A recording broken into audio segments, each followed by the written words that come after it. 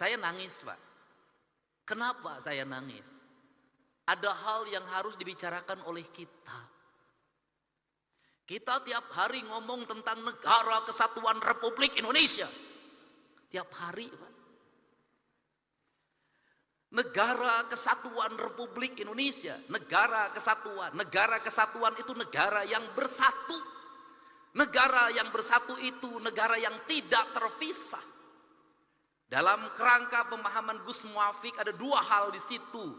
Ada Tuhan ketika tunggal, ada Tuhan ketika jamak. Tuhan ketika tunggal disebutnya imanensi, dan Tuhan ketika jamak disebutnya transendensi. Ritualitas kita sudah sangat taat orang Indonesia terhadap ritualitas. Umroh ngantri, haji ngantri. Luar biasa ritualitas kita. Masjid terbangun di mana-mana dengan indah. Tetapi ada dua hal yang hilang tercerabut dalam tradisi agama kita adalah kita mencintai Tuhan tapi lupa terhadap hukum Tuhan.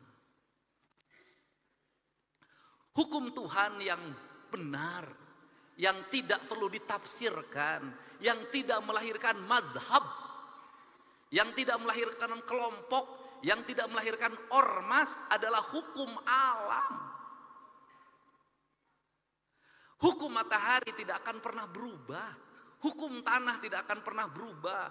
Hukumnya air tidak akan berubah. Hukumnya udara tidak akan pernah berubah. Tidak perlu pakai tafsir.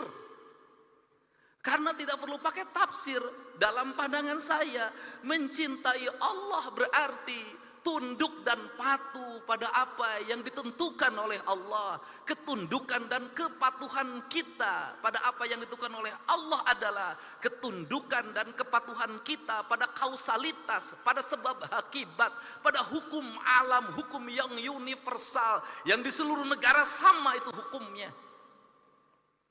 Sehingga seorang nasionalis, dia akan menangis ketika hutannya dibabat.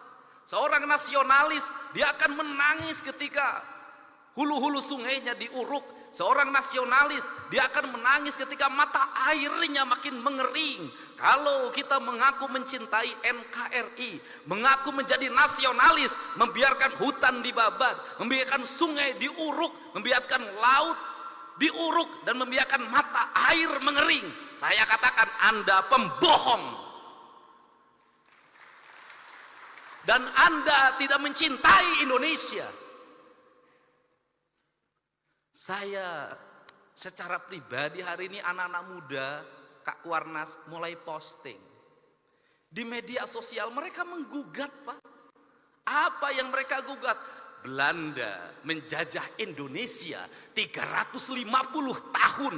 Gunung masih utuh, samudra masih terbentang luas, sungai-sungai jernih. Dia meninggalkan perkebunan yang terhampar, bangunan-bangunan yang indah, gedung-gedung yang kokoh, jalan-jalan yang kuat, jembatan kereta api yang kokoh. Indonesia merdeka 80 tahun.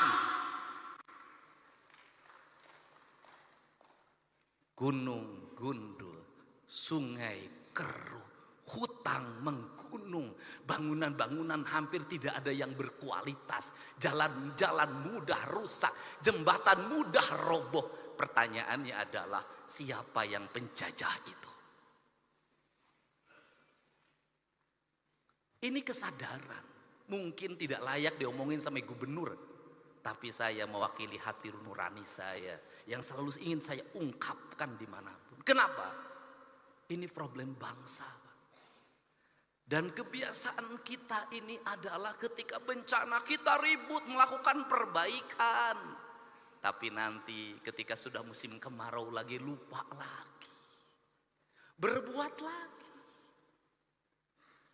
Kenapa saya ngomong begini? Saya punya hitungan ekonomi. Kita dapat dari pembabatan hutan berapa triliun.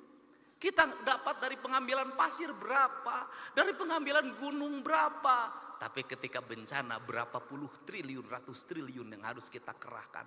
Rugi. Bangun jalan di Jabar, baru bangun diinjek lagi sama Toronton yang tonasenya 40 ton, 30 ton, rugi, Pak. diam. Berdiri seperti patung. Patung dimusrikan, tapi sikap kita yang mematung, membiarkan kerusakan terhadap Indonesia, dianggap ada sikap yang beriman. Gak bisa. Sehingga inilah yang ingin saya bangun. Gerakan pendidikan kita harus menggerakkan anak-anak kita kembali pada titik dasarnya. Dia adalah manusia Indonesia yang mencintai tanahnya. Problem anak-anak kita hari ini apa? Dia tidak mengenal tanahnya. Kenapa tidak mengenal tanah? Sejak lahir kakinya tidak pernah menginjak bumi. Pakai sendal, di sepatu, tidak pernah berlari di pematang sawah, tidak pernah berenang di sungai, tidak pernah dia berlari menuju gunung. Dia menghabiskan waktu dalam setiap hari hanya dengan gadget. Dia mengenal ikan di gadget. Dia mengenal padi di gadget. Dan setelah itu negara lain mengintip kita.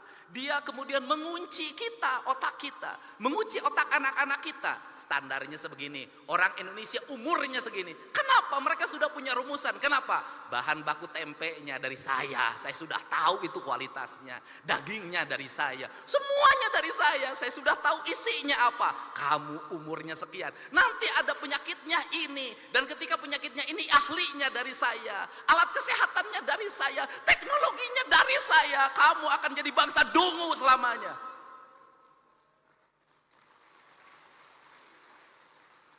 Saya tahu yang begini, Pak.